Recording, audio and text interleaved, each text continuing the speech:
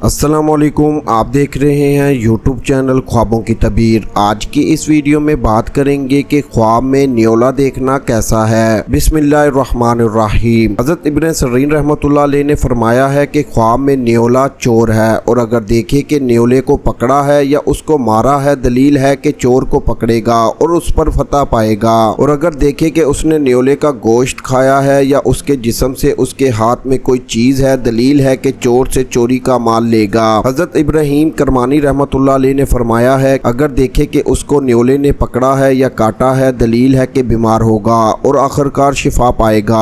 और अगर देखे कि न्योले के साथ लड़ा है और उस पर गालिब आया है, दलील है कि दुश्मन पर गालिब आएगा और उसको काबू में करेगा। हजरत जाफर सादिक रहमतुल्लाह अलैह ने फरमाया है कि ख्वाब में न्योले को देखना 3 वजह पर है। पहला चोर, दूसरा गमो निदा, तीसरा बीमारी। ऐसी ही वीडियोस को देखने के लिए हमारे यूट्यूब चैनल ख्वाबों की तबीर को लाजमी से सब्सक्राइब करें और हमारी वीडियोस को ज़्यादा से ज़्यादा शेयर करें, क्योंकि अच्छी बात फैलाना सदका जारिया है। अल्लाह निगहबान।